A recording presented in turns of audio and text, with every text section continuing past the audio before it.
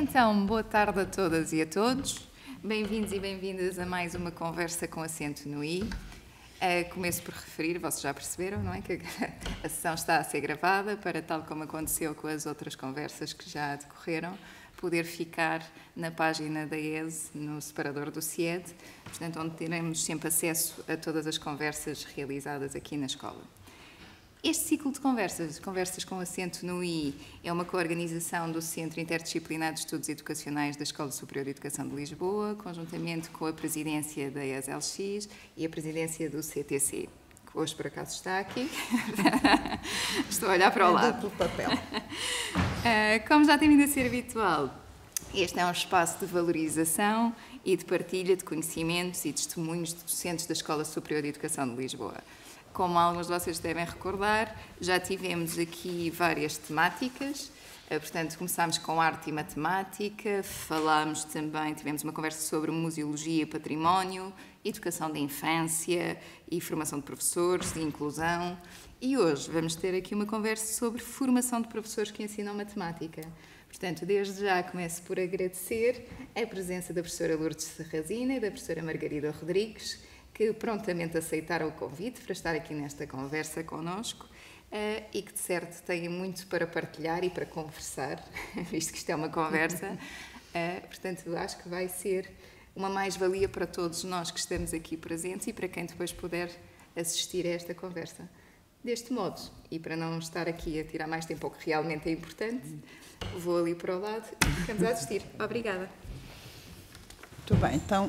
Muito boa tarde a todos e a todas. Em primeiro lugar, antes de começarmos as conversas em si, quero dizer umas palavras iniciais e começo por dizer que, para mim, é uma grande honra, um grande gosto estar aqui nestas conversas com a Lourdes, porque, de facto, a Lourdes Serrazina é uma grande referência na nossa escola, no IPL, onde nos últimos anos da sua carreira desempenhou as funções de vice-presidente, e é um nome de referência na educação matemática em termos nacionais, em termos internacionais. Devo lembrar o trabalho muito consistente em termos de parcerias e de colaboração com vários investigadores brasileiros no Brasil e claro que não só no campo da educação matemática, mas também tem todo um trabalho que é amplamente reconhecido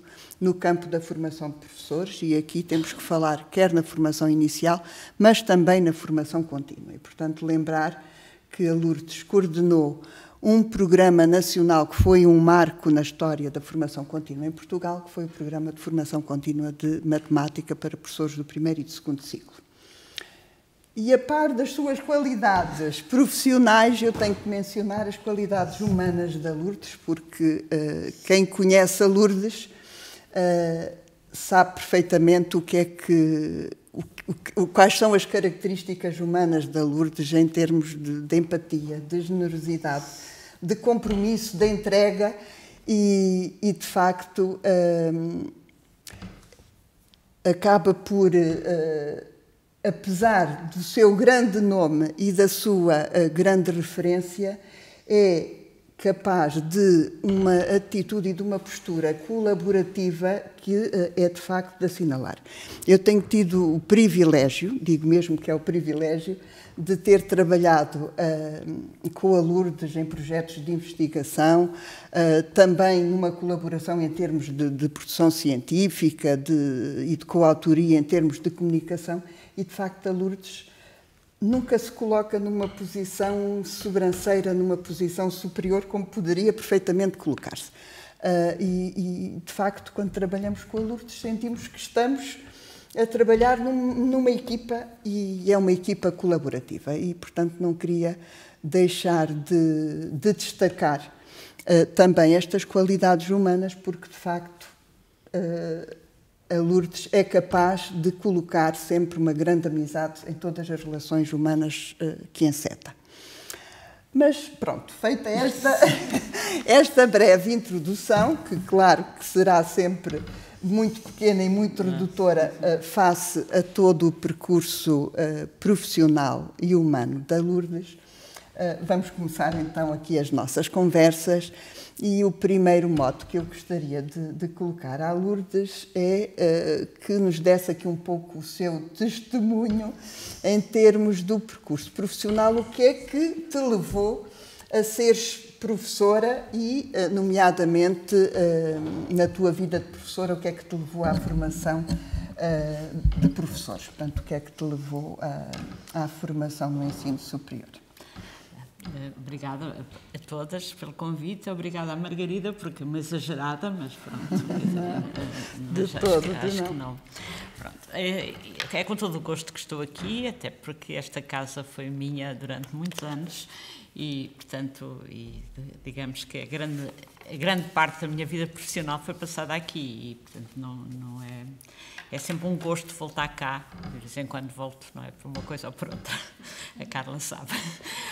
Pronto, em relação à questão que puseste, eu gosto muito de contar a história do início da minha profissão como formadora, porque acho que se calhar, quer dizer, foi uma coisa completamente por acaso que eu entrei na formação de professores. Porquê? Eu fiz uma licenciatura em Matemática via científica de 5 anos, como era na Faculdade de Ciências, etc. Mas no último ano já comecei a ser professora. Portanto, naquela altura era um bocadinho pior que está a ser agora, mas às vezes eu fico um bocado triste da situação atual porque acho que estamos a voltar rapidamente para aquela altura. Pronto, portanto, comecei a ser professora na altura no segundo ciclo de matemática e depois fui professora no segundo ciclo de 3 anos, mas depois achei que o segundo ciclo era muito elementar e, portanto, que devia ir para o secundário e não pus em causa nunca que eu queria ser professora. Portanto, isso era um bocado um princípio que eu nunca pensei muito, confesso. Portanto, eu fui dar aulas, concorri ao estágio do ensino secundário, porque o ensino secundário na altura era o nosso terceiro ciclo e o secundário. E fiz o estágio clássico naquela altura, que era um ano, de profissionalização no ensino secundário e no ano seguinte fui para Beja, por acaso, por razões familiares. Cheguei a Beja, o Liceu de Beja. O Liceu de Beja eu era a única pessoa que tinha formação própria, não era profissional, era própria, em 14 horários. Portanto, era um bocadinho pior que agora, mas espero que Beja não fique outra vez muito parecido. E fiquei em Beja um ano inteiro, dei aulas no ensino secundário, muito bem, que eu gostava muito. No ano seguinte continuei a dar aulas. E em janeiro de 77, portanto, alguns de vocês ainda não existiam, em janeiro de 77, fui abordada por um senhor que eu não conhecia, que era diretor da Escola de Magistério Primário, que existia em Beja, que soube nessa altura que existia, porque também não sabia muito bem, e que me veio pedir se eu não queria mudar para o magistério, porque o que é que tinha acontecido nesta altura, e eu acho que isto é importante para a gente perceber como a formação de professores evoluiu. Nesta altura, o curso de magistério primário, que era 2 anos, tinha passado a 3, e tinham sido introduzidas disciplinas como matemática, ciências e língua portuguesa, que não existiam no curso anterior, como disciplinas. Portanto, existia uma didática da aritmética, uma didática da língua, mas que eram coisas de saber fazer, não é? Não eram mais que isso. E eu, na altura, disse, não senhora, não quero nada, eu tenho turmas, na altura era 7º ano, portanto, mas que corresponderia ao 11º, final de secundário. Eu tenho 2 turmas no liceu, eu tinha 2 do 8º e 2 do 11º. E eu não vou deixar os meus meninos. Eu, por acaso, naquela altura, estava de licença de parte da minha filha mais nova. E disse, não vou nada, não sei o quê. Mas o senhor era muito insistente e muito boa pessoa. E insistiu, e eu... Às tantas comecei a pensar e disse, realmente havia imensas coisas que eu notava nos alunos do 7º ano da altura, que é o nosso 11º atual, que eram falhas de coisas elementaríssimas. Por exemplo, um exemplo que toda a gente percebe. Eu tinha imensas pegas em ótimos alunos que tinha do 11º ano, porque eles diziam que dividir por 0 era 0. Porque era uma coisa que vinha lá, não sei... num sítio qualquer inicial, que era muito inicial. Pronto, e isto tudo, quer dizer, depois, pronto, levou-me a dizer que sim, portanto, assim entrei no magistério primário como professora de matemática e comecei a dar aulas de matemática, portanto, as aulas de matemática, em que, e houve outro motivo também, já agora, que é um bocadinho caricato visto à luz de hoje, que o programa que nós tínhamos para a matemática era feito por o professor Soeira Gomes, que era um professor da Faculdade de Ciências, que tinha acabado de vir do doutoramento de Paris e que fez um programa que era cópia das matemáticas gerais do primeiro ano de faculdade. Que no fundo eram as análises 2 para quem é mais recente. E eu achei, ótimo, assim vou não me esquecer da matemática. Portanto, essa foi mais uma coisa para eu ir para o magistério, porque assim eu ia ensinar a matemática que eu já me estava a esquecer, porque não sei o quê. Claro que chego ao magistério primário em março, quando deixei a licença de parto, e os alunos que eu tinha, que eram ótimos, mas não sabiam nada de matemática, nada, porque eles não tinham. Portanto, estão a ver, isto é janeiro de 77, tinham apanhado todo o percurso pós-25 de Abril e 25 de Abril, em que não tinham tido professores, não tinham tido nada, portanto, não sabiam nada. Claro que houve na altura um investimento grande, isto era a nível nacional, acontecia a mesma coisa, e as pessoas tiveram, e portanto nós professores tivemos que pôr de parte aquele programa e pensar noutro, e portanto, a primeira coisa foi pensar o que é que interessa a esta gente, que eles consigam aprender. Pronto, e isso foi, digamos, a minha primeira aventura como formador de professores. Foi, por um lado, nós tivemos que fazer o currículo das escolas de magistério primário durante aquele ano inteiro, e só no final do ano é que houve um programa, um esboço de programa, que foi feito em colaboração a nível nacional. Havia 18 escolas de magistério primário e nós reuníamos uma vez por semana em Lisboa, não havia Zooms, não é? Para trabalhar no programa, e no fim do ano tínhamos um programa, quer dizer, cá os dois eu acho que era horrível, mas que não era àquele momento, tinha muita lógica, muita teoria de conjuntos, etc., mas que era o programa possível para poder ser trabalhado. Mas só para dizer, quer dizer, no fundo, nós estávamos muito preocupados, na altura já, com a questão dos conteúdos e o que é que eles tinham que saber para serem professores, e portanto, não sei, acho que...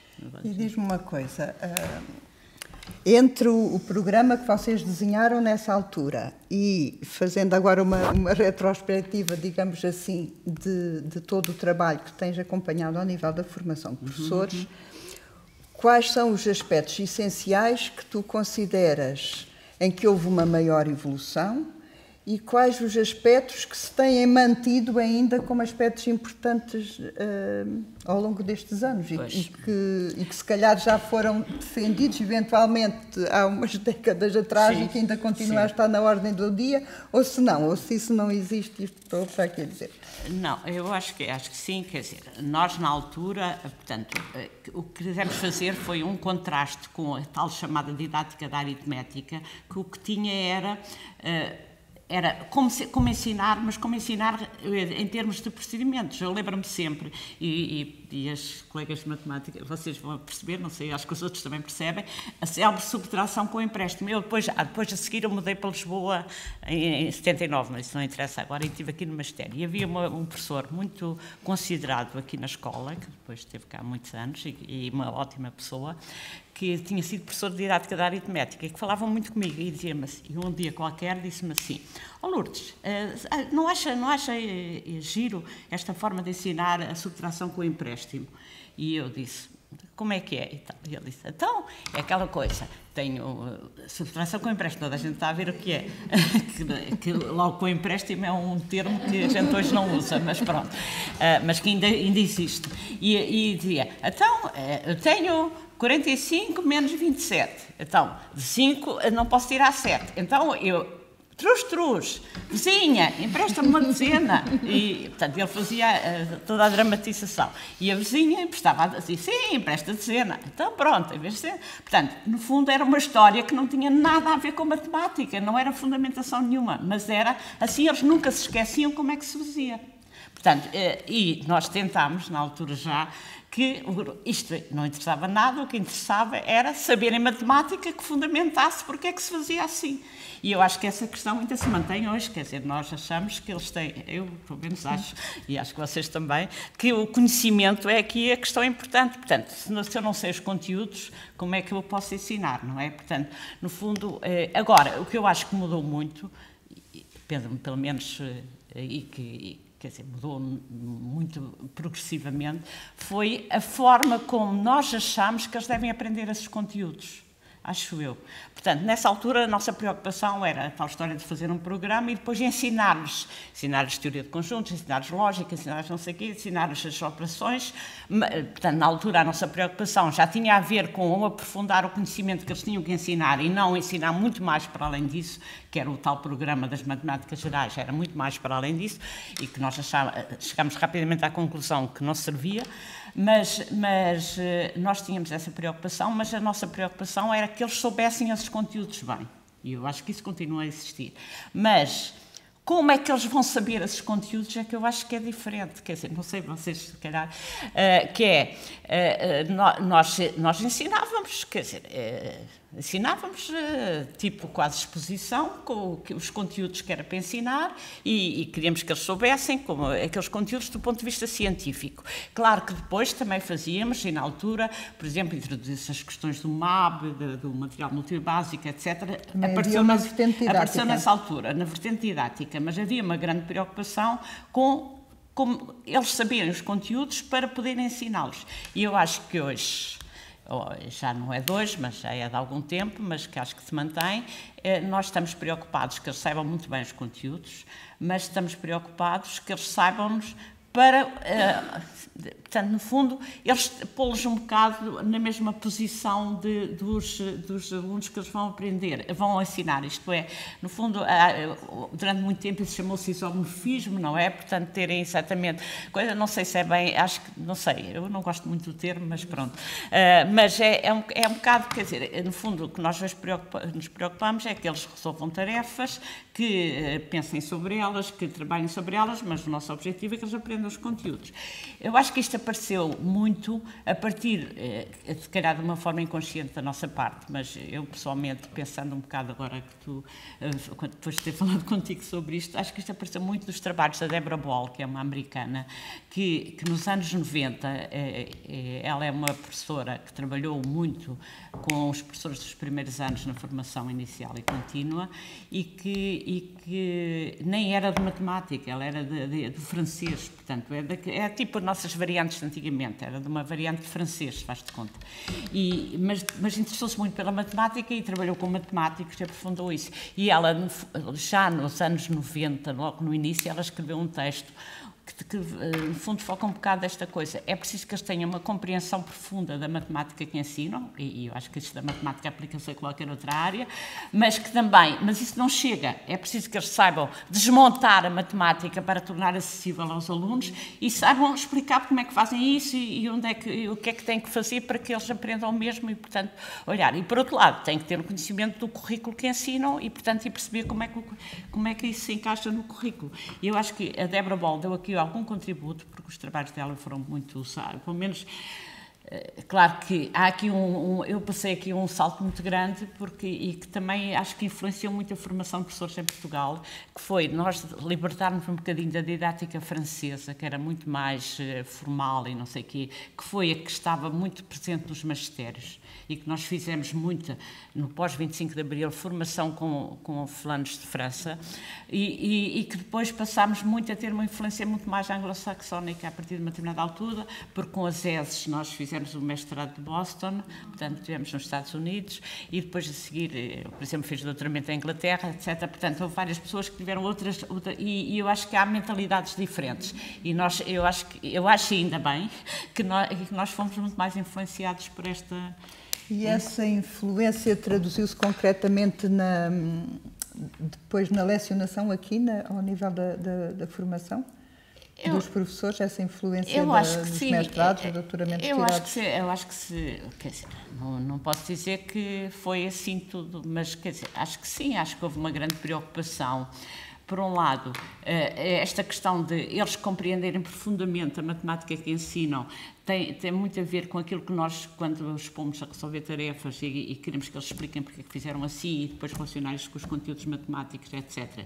E isso eu acho que teve muita influência, mas também a questão de saber, digamos, planificar de forma, agora, planificar, no fundo, a ligação à prática e esta ideia de que é preciso desmontar o conhecimento matemático que têm para depois ser acessível aos alunos com quem eles vão trabalhar. E, portanto, esta descompactação, que a gente traduzindo à letra do inglês acaba por dar uma palavra deste tipo, mas que é, no fundo, ser capaz de, perante este conhecimento matemático, então, o que é que eu faço a ele para depois o tornar acessível aos alunos que estão com quem eu vou trabalhar? E isso eu acho que se tentou fazer, quer dizer, e acho que se tentou fazer isso muito no programa de formação contínua que há bocado referiste, que foi exatamente um bocado trabalhar isso. Claro que há sempre muitas coisas para trabalhar ainda e que não se faz tudo e que isto não é fácil, não é? Porque não é uma coisa... Se fosse fácil, eu costumo dizer, se fosse fácil já não precisávamos fazer mais formação e eu acho que precisamos sempre, portanto, não sei. Falaste aqui muito da necessidade de desenvolver um conhecimento aprofundado e de facto essa é uma dimensão que eu também pessoalmente estou plenamente de acordo e muito incidente de facto na esfera, no universo daquilo do tipo de conteúdos que os nossos futuros professores, e agora pensando nos primeiros anos, irão lecionar, mas que de facto tem que ser um conhecimento muito aprofundado e que vai para além daquilo que estão a lecionar. Mas falando agora não só do conhecimento, mas de competências, muito tendo como articulação ou como pano de fundo aqui o perfil do aluno, mas focando exatamente os professores de matemática dos primeiros anos, e portanto estamos aqui a falar dos professores do primeiro ciclo, professores do segundo ciclo, que é aqui os níveis para que nós preparamos.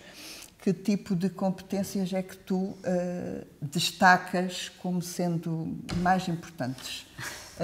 Garantir ou tentarmos trabalhar no sentido de desenvolver os nossos futuros professores? Eu acho que, por um lado, quer dizer, quando a gente fala no conhecimento profundo, na forma, estamos a falar deles como professores de matemática. Portanto, a gente costuma dizer professores que ensinam, mas o professor, e sobretudo nos primeiros anos, é muito mais do que professor de matemática, não é? E numa altura em que as coisas são tão complexas lá fora e há tantas coisas diferentes, valores diferentes, populações diferentes, etc., acho que há um outro tipo de competências que os professores têm que ter e que são difíceis, que é, no fundo, saber lidar com toda esta complexidade, não perdendo de vista qual é a sua função na escola. E a sua função na escola é fazer com que os alunos aprendam, mas também é fazer com que eles se sintam bem, com que eles gostem de ir à escola, com que eles, nomeadamente, gostem de matemática. Houve uma altura que eu dizia que se eles fizessem, se os professores, agora puxando outra vez a brasa à matemática, se os professores conseguissem que os alunos gostassem de matemática, já tinham um trabalho feito e não precisavam de fazer muito mais. Porque eu acho que, embora haja muitos matemáticos que achem que não se tem que gostar, eu acho que se tem que gostar para podermos aprender como a gente acha que deve ser aprendido. E, portanto, e para eu fazer com que os meus alunos gostem de matemática, eu tenho que fazer muitas outras coisas sem ser professora de matemática só. Portanto, há toda uma competência que tem a ver com o desenvolver o espírito crítico, o saber resolver problemas e pôr os alunos a resolver problemas e questioná-los sobre essa resolução. Os alunos serem capazes, por exemplo, de olhar para um resultado e saberem questioná-lo. Tudo isso são competências que vão para além da matemática, porque são competências no fundo, que eles vão ter que ter para o dia-a-dia deles e que o professor tem que ter e cada vez mais no mundo atual, quer dizer, acho eu. Portanto, o ser professor hoje, eu acho que é muito mais difícil do que ser professora quando eu comecei a ensinar professores, porque realmente hoje o mundo é muito mais complexo, as turmas nunca houve turmas homogéneas, eu não acredito nisso, mas as turmas eram muito mais homogéneas, se quisermos dizer, ou pelo menos não tinham 20 diversas, nacionalidades, não tinham não sei quantas, portanto é completamente diferente o que hoje o professor tem que fazer numa sala de aula do que tinha que fazer antigamente. E por outro lado, se calhar há uma questão importantíssima que é, no fundo, o conseguir que os alunos se relacionem entre si, se relacionem, trabalhem colaborativamente e não sei o quê. E isso eu acho que põe outra questão, que é uma questão que eu acho que se tem vindo... Quer dizer, agora se calhar isto que eu vou dizer não é bem verdade, mas eu tenho a noção que se tem perdido muito nos últimos anos, que é o trabalho colaborativo entre professores, porque os professores têm outro tipo de coisas que se calhar às vezes é perder tempo, não é do seu tempo precioso, e que há competências que os professores só desenvolvem em trabalho colaborativo com outros e que as escolas, pelo menos a ideia que eu tenho, não sei se é verdade exatamente, mas pelo menos pelos dados que tenho, é que esse espaço de trabalho colaborativo entre as pessoas, não só para planificar e programarem, etc., não tem havido, ou está a haver cada vez menos espaço para isso nas escolas, e as pessoas sentem-se muito sozinhas, isoladas, e isso, quer dizer, há competências que só se resolvem, que só se adquirem em trabalho com outros. E acho que se conseguiu, ou deu-se alguns passos nesse sentido no programa de formação contínua. Sim, deu-se alguns passos. Porque a abertura da sala de aula, não só ao formador, mas também a outros colegas, eu tive vários grupos de formação em que não era habitual irem às aulas umas das outras, mas até para apoiar a observação das aprendizagens dos alunos, havia essa partilha e muito mais colaboração na preparação das aulas, etc. Não sei se voltou. Sim, eu acho que nós temos tido sempre um processo de avanços e recursos. Sim. Eu lembro-me que aqui há 30 anos, ou 40, portanto, quase no meu início, mas já aqui em Lisboa, portanto, no início dos anos 80, havia um espaço no horário do professor para eles trabalharem em conjunto nas escolas. Depois, isso, em vez de tinha um nome e tudo, já não me lembro o nome, mas tinha um nome. E depois isso perdeu-se completamente. E depois no programa de formação contínua nós quisemos recuperar isso. Mas voltou-se a perder, porque, no fundo, eu acho que politicamente as pessoas nunca perceberam, não sei se era isto, que essa parte era importante, quer dizer, e não valorizam. Isso existe na maioria dos países, quer dizer, o Brasil tem isso, na maior parte dos distritos, como eles têm nos próprios estados. Ainda agora, a Cília, que tu conheces, que fez o doutoramento, ela fez em Brasília, no Distrito Federal, e nas escolas, e todo o trabalho, ela fez um trabalho com alunos, com os professores, e não sei o quê, todo o trabalho que ela desenvolveu foi desenvolvido com os professores no espaço de apoio pedagógico que eles têm no horário de 2 horas por semana. Portanto, acho que se tem que pensar que os professores não têm que ter agora, claro que depois vem-me com a história que eles têm tempo de estabelecimento, mas o tempo de estabelecimento é para quê? Quer dizer, portanto, acho que eu já sei que eu não vou conseguir fazer isso na minha vida, mas quer dizer, que os mais novos tentem fazer isso, pelo menos, que é esta ideia de que os professores não podem estar sozinhos nas escolas, a trabalhar cada um para o seu lado. Acho que se está outra vez a acentuar. Para mim, isso acho que é um andar para trás, não sei. Mas é a minha perspectiva. Mas não é a minha perspectiva minha, eu acho que isto é da investigação, não é? Nós temos imensa investigação que reforça esta ideia, não é? Que é importante. Sei lá, os ingleses tinham isto, neste momento não sei como é que estão, mas na altura que fiz o doutoramento tinha a ideia que eles tinham muito também este espaço de trabalho conjunto nas escolas em que os professores planificavam, programavam, discutiam e depois nós tentámos, por exemplo, no programa de formação contínua, a ideia de que era importante que os professores analisassem as aprendizagens dos alunos através dos produtos que faziam. E eu acho que isso se continua a manter, mas os professores não têm espaço para isso, e isso também é das tais coisas que eu acho que o professor sozinho dificilmente faz, porque é muito mais rico se trabalhar com outros. E tem a ideia que na Finlândia também tem essa cultura escolar assim montada. E agora, para ainda dar tempo depois de questões ou comentários aqui da parte dos nossos colegas, queria só colocar-te ou pedir-te para elencares ou selecionares dentro dos múltiplos projetos em que tens estado envolvida, que nos falasses um pouco de um deles. Qual é o projeto que gostarias de partilhar aqui connosco em termos do teu envolvimento na investigação? Pronto, eu acho que há imensas coisas que eu gostaria, mas, quer dizer, eu penso que, portanto, e desde o início eu tive sempre essa preocupação, mas tive essa preocupação porque senti essa necessidade. Acho que, a par da formação, nós temos que desenvolver algum processo de aprendizagem também nós, como formadores, da forma como os alunos aprendem.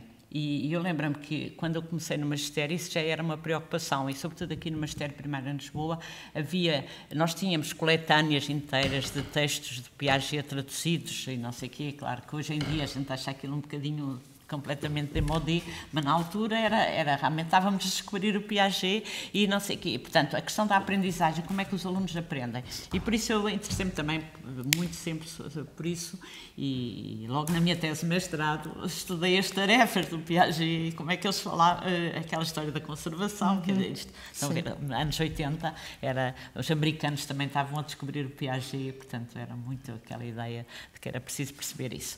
Claro que isso hoje no dia, em termos de investigação, faz muito pouco sentido, até porque a gente sabe que isso não é verdade e não é assim tão verdade, mas era um bocado isso. Mas depois, portanto, as coisas foram evoluindo e eu, quer dizer, se eu agora destacasse, eu ia destacar o Risson, que é o último, não é? Em que eu estive mais envolvida, que a ES esteve envolvida, tu e a Lina, e que realmente, quer dizer, eu acho que foi, de alguma maneira, é um projeto que mostra um bocadinho, eu estive a pensar um bocadinho sobre isso e acho que mostra um bocadinho a perspectiva atual sobre o que a gente acha que deve ser a formação de professores, tanto inicial como contínua, que é, no fundo, o que é que nós fizemos? O projeto tinha por objetivo estudar o conhecimento matemático e didático que os professores precisam para conduzir uma prática promotora do ensino matemático dos alunos e estudar as formas de desenvolvimento deste conhecimento em professores e futuros professores.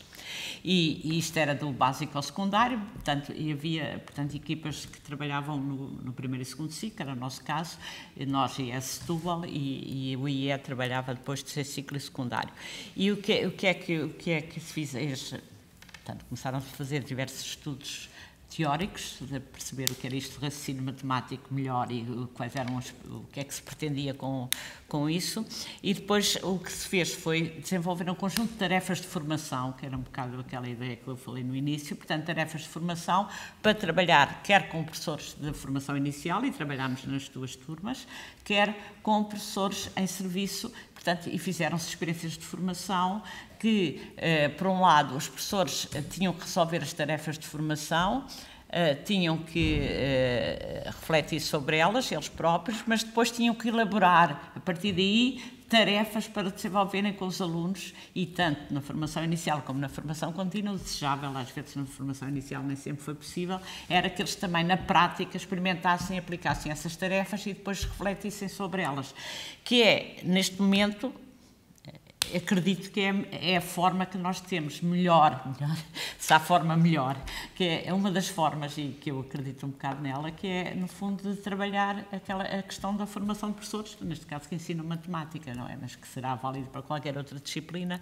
que é, no fundo, esta ligação teoria-prática, que é trabalhar do ponto de vista teórico determinados conteúdos, mas tendo por base propostas de trabalho concretas que eles têm que resolver e que têm que refletir sobre elas, mas depois também, a partir daí, digamos, elaborar propostas de trabalho para os seus alunos e perceber e analisar como é que eles reagiram a partir delas. E eu acho que se aprendeu bastante com o Risson e acho que foi um projeto interessante.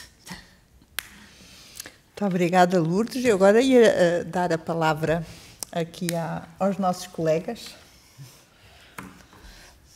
Quem quer entrar em diálogo com a Lourdes? Sim, Tiago. Era tentar perceber quais é que são as dificuldades que sente, que persistem ou que de certo modo emergiram mais recentemente na formação matemática dos professores do primeiro e segundo ciclo. Ou seja, quando trabalham na formação inicial do professor, as dificuldades se ainda têm a ver com a falta de conhecimento de base de matemática, que essa parece-me que é desde 77 que identifica, não é? Se tem a ver com o preconceito de que a matemática é difícil e, portanto, assim, uma mistura muito possível se vamos expor, ou se há outras de natureza diversa que possam dificultar esse processo, né? Especificamente no ensino da matemática. Eu acho que, pronto, não sei se há uma resposta direta, eu sou um bocadinho cautelosa sempre, porque acho que se nós tivéssemos respostas diretas resolvíamos o problema da formação de professores e não escusávamos de andar para aqui todos preocupados.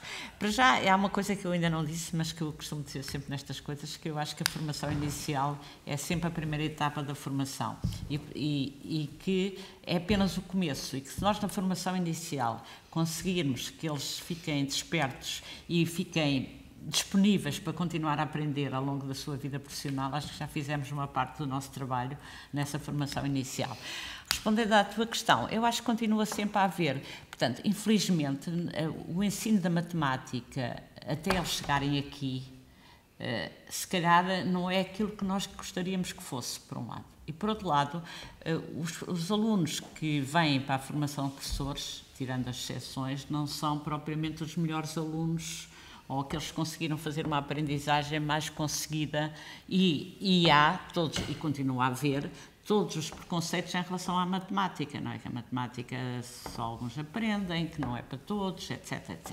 E, portanto, eu acho, imagino, quer dizer, a Lina e a Margarida, com certeza, e a Ana, têm muito mais dados sobre isto atualmente do que eu, mas eu imagino que chegarão aqui muitos alunos que ainda não dominam, ainda não têm o tal conhecimento profundo da matemática que têm que ensinar, porque sabem fazer, possivelmente, muita coisa, mas se calhar se formos tentar que eles desmontem, façam a tal descompactação que fala a Débora Boll e fundamentem, não sei se não apanham muita gente que não consegue fazer. E, portanto, eu acho que isso é sempre, continua a ser sempre uma das questões que se coloca. Por outro lado, há muita gente que diz, isto em termos de formação professora em geral, que formar professores é a coisa mais difícil que existe, porque nós temos 3 anos, ou 4, ou 5 agora, para formar professores, e eles tiveram antes disso 12 anos a aprender a ser professores. E, portanto, há uma data de modelos que eles tiveram antes, que incorporaram e que depois que não... Muitas vezes aqui não se conseguem sequer desmontar esses modelos. E acho que há, portanto, no fundo, eu reajo sempre muito. Eu tenho umas irmãs que ainda são professoras hoje em dia, quer dizer, isto é, que são mais novas e, portanto, ainda estão no ativo, e de vez em quando dizem-me assim, apareceu lá uma professora nova, afinal é muito pior que nós quando começámos. Vocês não sei o que é que vocês já não vão fazer, que não sei o quê. O que ela ensina, portanto, digamos que é muito normal que as pessoas, se não saem aqui com segurança, não quero dizer que sejam de Lisboa, mas quer dizer, é de um sítio, que seja lá de onde for, e que digam assim, como não têm segurança, portanto, tentam fazer como aprenderam, portanto, e voltam ao seu modelo que foi como aluna. Portanto, tentar, se conseguir fazer isso, acho que é ótimo, mudar isso, quer dizer, e isso eu acho que se tenta fazer e continua a tentar-se, e tenta-se, no fundo, eu acho que aqui na ES se tenta dar um modelo de professor que não é este, de que a pessoa transmite e o outro ouve, mas que não é fácil fazer e que isso nunca está feito, digamos, é sempre uma coisa que tem que ser feita diariamente e que tem que ser, e eu acho que deve haver ainda imensos problemas a resolver na formação inicial. Por um lado, de conhecimento, eu continuo a achar que deve haver problemas de conhecimento, mas também de forma de encarar o ensino da matemática, o que é isto de ensinar matemática hoje, que não pode ser a mesma coisa mesmo que há 20 anos, não é? Tem que ser uma coisa diferente. Não sei se respondi, mas vocês podem completar.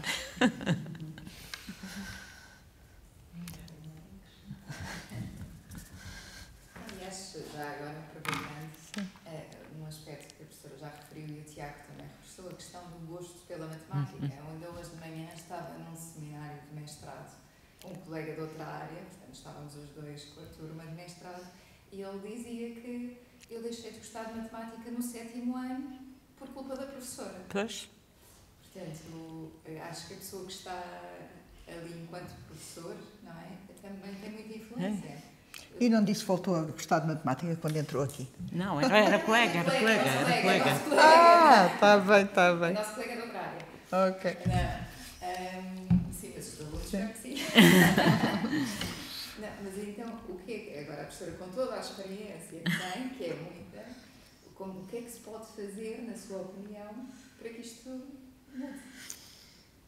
A tal história, não tenho uma varinha mágica que te dê uma solução, mas eu acho que nós tentamos fazer, quer dizer, quando eles entram aqui, as pessoas tentam fazer um ensino diferente, isto é, tentam pô-los a eles a pensar, a resolver problemas, a discutir problemas, a olhar para os materiais, a questionar o que é que podem fazer com aquilo, etc.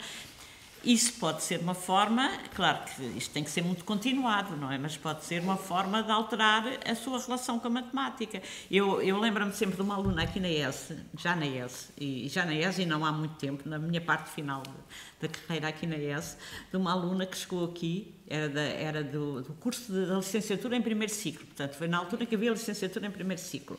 Ela era uma miúda, ótima aluna, de matemática, tinha feito o 12º de matemática com uma nota ótima, mas depois ela queria ir para farmácia, uma coisa qualquer assim que não tinha nada a ver com o professor e não conseguiu entrar, foi naqueles anos em que as médias eram muito altas, ela tinha uma média muito boa, mas não conseguiu entrar e veio para aqui. E durante o ano ela dizia sempre assim, ao princípio: professora, estou cá, mas eu não sei se para o ano vou continuar cá, porque eu não sei se quero isto e não sei o quê. Pronto, e eu disse: está bem. E depois nós fomos fazendo o que era normal fazer-se, e ela chegava aos testes e dizia assim no teste: professora, eu não gosto disto, eu gosto é de fazer equações, mas era boa aluna, mas ela dizia: eu gosto é de não sei o quê. Mas ia fazendo, porque ela era uma miúda aplicada e interessada e estava aqui um bocadinho, quer dizer, não era só para passar o ano, ela também estava interessada em aprender. Mas isto manteve-se até para aí um mês antes de acabar o ano. E no fim, assim na parte final, um dia ela veio falar comigo e disse-me assim: professora, afinal já percebi o que é que a professora quer fazer com isto. Portanto, e ela me desmontou muito bem, a professora quer que a gente mude e que a matemática não é não sei. Ela tinha percebido tudo. Mas demorou um ano, estão a ver, e era uma aluna esperta e boa aluna, demorou um ano inteiro, até mesmo a parte final, e depois continuou e foi, eu agora perdia, não sei, espero que ela esteja a ser professora, mas quer dizer, ela demorou o ano inteiro, menos uns tempos finais, assim, menos de um mês, a batalhar com ela própria, a dizer: não é isto que eu quero, porque esta matemática não é a minha matemática é fazer isto, é fazer muitas coisas. Eu gostava tanto de fazer tantas equações, eu fazia não sei quantos dias equações, ela contava assim histórias.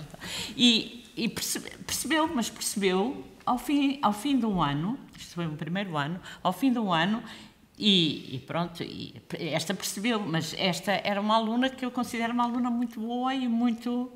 E interessada e que percebeu, mas quer dizer, eu acho que há alunos que continuam a passar por aqui se calhar e não percebem, ou percebem, dificilmente percebem, portanto depende do envolvimento também deles. Esta percebeu porque, como ela tinha uma boa capacidade e tinha uma história como boa aluna em geral, eu acho que isso também influencia aqui, mas é isso, quer dizer, acho que nós temos que continuar a insistir e eu acho que se criou o gosto assim. Eu confesso que tive imensos alunos que diziam que tinham gostado a primeira vez da matemática. E olha, quando a gente trabalha, agora estou a olhar para a Lina, quando se trabalhava os poliedros e construía os poliedros com os polidrons, no fim da geometria, não. E ela, eu e o Zé Tomás, e ela dizia, e havia vários alunos que diziam: professora, afinal a matemática é gira, não sei o quê. Portanto, porque percebiam que podiam fazer outras coisas diferentes e que não era aquilo de fazer, ao contrário da outra, não era aquilo de fazer as equações e não sei o quê. Portanto, acho que a gente tenta fazer agora. E até nas turmas do básico também observámos muito isso na formação contínua, porque aquilo era uma alegria quando nós íamos à sala de aula e os alunos tinham a oportunidade de explorar outro tipo de tarefas, menos rotineiras, mais desafiantes. Aquilo era uma alegria. Mas quer dizer, portanto, isto também não é, se percebia não é que estavam com outro gosto e com outro envolvimento. E sobretudo, eu na formação contínua lembro-me aqui sempre de uma escola de Benfica que eu ia lá e que os miúdos, percebia-se que portanto, era uma escola em que os professores eram muito descrentes, digamos, das nossas ideias, descrentes no sentido, achavam, isto eles não são capazes de fazer, eles não sei o quê, portanto, havia sempre uma data de desculpas, e depois os miúdos faziam aquilo muito melhor, e lembro-me perfeitamente das professoras depois dizerem, afinal, eles sabem mais que nós, eles fazem melhor que nós, portanto, elas rendiam-se, digamos, quando percebiam que, afinal, os miúdos até gostavam daquilo e sabiam fazer, e faziam, e afinal, aquilo que tinham menos dificuldades que eles tinham tido para fazer a mesma coisa, e eu acho que é por aí. Agora, estas coisas todas demoram tempo, e às vezes não há esse tempo. E eu, sobretudo, acho que se investiu bastante na formação contínua, porque eu acho que a gente fazer aqui uma formação, por melhor que ela seja, e depois mandá-los para as feras, não é? Mandá-los com todas as coisas que as escolas têm neste momento, as turmas difíceis, não sei o quê, não é fácil depois querer que eles sejam os professores que a gente gostaria que fossem. Também não é daquelas para ter varinha mágica. Mas ainda há pouco disse que não eram os melhores estudantes que vinham para a formação de professores. O que é que nós podemos fazer para tentar mudar isso? Eu acho que aí não somos só nós, acho que há toda uma questão social e não só, e também do governo, não é? De valorização dos professores, e há uma questão, eu acho que há uma questão de nós tínhamos que criar um movimento que mostrasse à sociedade que os professores é uma das profissões imprescindíveis para termos cidadãos que nós gostaríamos de ter, não é? E, portanto, acho que isso é uma coisa muito, muito difícil, mas que acho que é importante que as escolas de formação, acho que, e não é uma coisa difícil, porque há outros países que conseguiram isso. Nós ouvimos histórias de outros países em que os professores são muito valorizados. Agora, eu acho que aqui, e sobretudo nos primeiros anos, criou-se um estigma um bocado que quem vem para professor são os filhos das classes sociais mais baixas, que são aqueles que os pais não têm dinheiro nem ambições para eles irem para as universidades, etc. Eu acho que isto está-se a perder nos últimos anos, já há uns anos atrás, mas que, no fundo, tudo isso constrói uma imagem de professor que não atrai, e agora, ultimamente, ainda muito pior, não é? Com esta questão toda sobre os professores. Mas mesmo antes, eu acho que houve uma altura ali que se estava quase a esbater essa ideia, mas não sei se não se agravou outra vez. Mas acho que temos que mudar digamos, o reconhecimento social dos professores. E acho que isso... Acho que as escolas de formação têm que tentar fazer isso, mas não sei, mas tem que haver mais ajudas, sem ser as escolas de formação. As escolas de formação podem tentar influenciar o poder político, os média, etc., no sentido de mostrar que a profissão é indispensável. Como toda a gente depois, quando chega à campanha eleitoral, como estamos agora, fala que a educação não sei o quê. Mas a educação não existe sem professores, não é? E, portanto, não sei. Mas também é tal história que não tem uma varinha mágica, é verdade. Bem, se calhar estamos a chegar ao término, daqui a nada começa outra reunião. Agradecer-te imenso, Lourdes. Não sei, por esta. Acho que fechamos com o chave de ouro, não é? As conversas com acento no isto era o fecho, não sabia. É, não é? É o fecho do nosso É o último. Sim, senhora. Muito obrigada, Lourdes. Nada.